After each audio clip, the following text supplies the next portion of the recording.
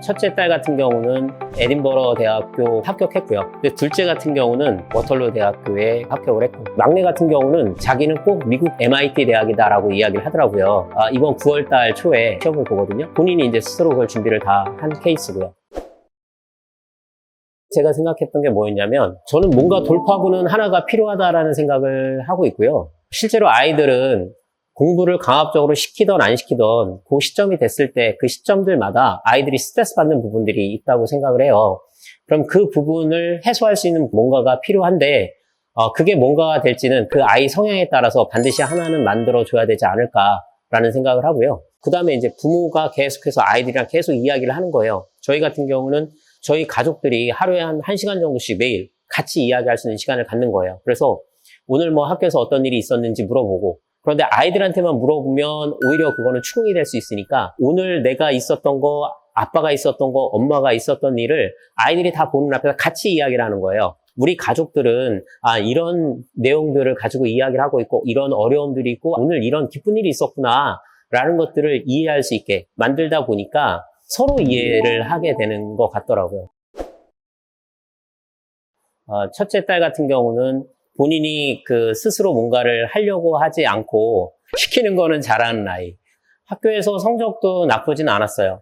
근데 본인이 꼭 국제고등학교를 지원해보고 싶다고 하는 거예요. 그래서 그래? 그럼 해봐. 그런데 국제고등학교에 이제 영어 조건이 필요한 거죠. 중학교 3학년 되니까 본인이 막 스스로 진짜 굉장히 열심히 하는 거예요. 그 목표가 생겨서 그랬던 것 같아요. 근데 떨어진 거예요. 친구는 붙고 얘는 떨어진 거예요. 내가 너무 충격을 받은 거예요. 그래서 제가 그때 이야기한 게, 너 인생에서 진짜 너무너무 중요한 경험을 너는 이제 첫 번째로 했다.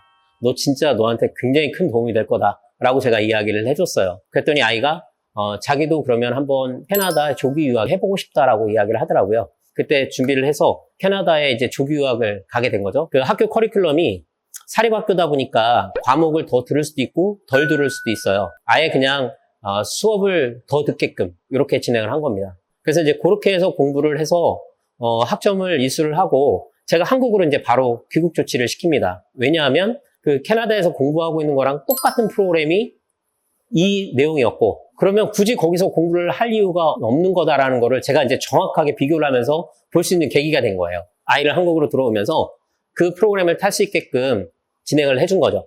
그래서 그 프로그램을 1년 더 공부하면서 아이가 2년 동안에 조기 졸업을 하게 된 거예요. 고등학교 과정을. 왜냐면 그 캐나다에서 학점을 다 이수를 했기 때문에 2년 만에 조기 졸업을 하고, 그 다음에 이제 대학 입학 지원을 하는데 토론토 대학에 합격했고요.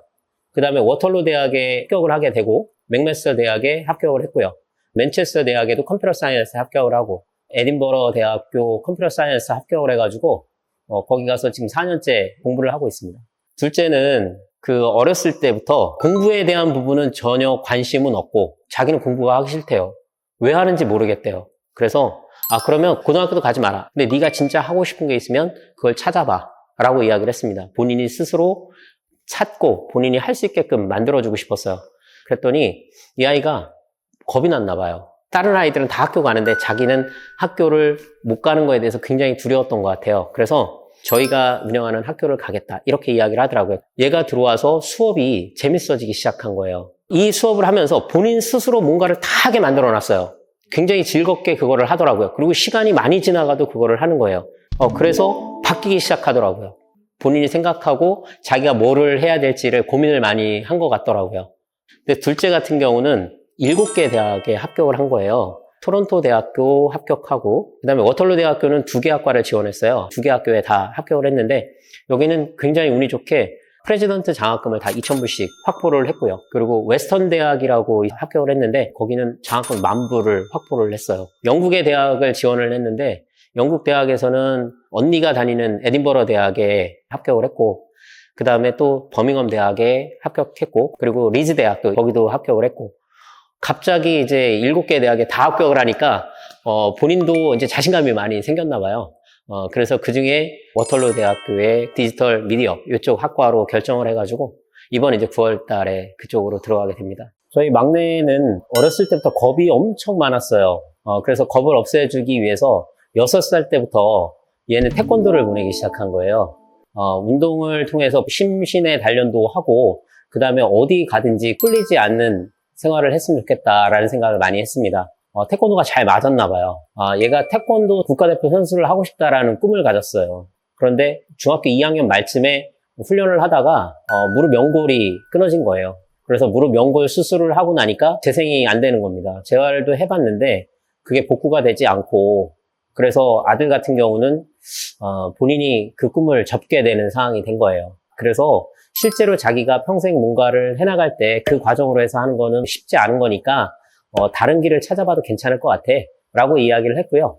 그러다 보니까 이제 본인도 여러 가지 고민을 하고 그러다 찾은 게 자기는 로봇을 만드는 것 쪽으로 진행을 해보겠다라고 이제 결정을 했어요. 자기는 꼭 미국 대학을 가는데 미국 대학의 제일 첫 번째 순위가 MIT 대학이다라고 이야기를 하더라고요. 이번 9월달 초에 시험을 보거든요. 부모가 부모의 역할을 해야 되지 않느냐라는 생각을 하거든요. 그리고 제가 이제 결혼을 해서 아이를 낳고 가정을 이뤘으면 거기에 책임이 있다고 생각을 해요. 그래서 요즘에 보면 부모님들이 이제 활동들을 굉장히 많이 하시잖아요. 뭐 모임도 많이 하시고, 그런데 가정에는 굉장히 소홀하신 것 같더라고요.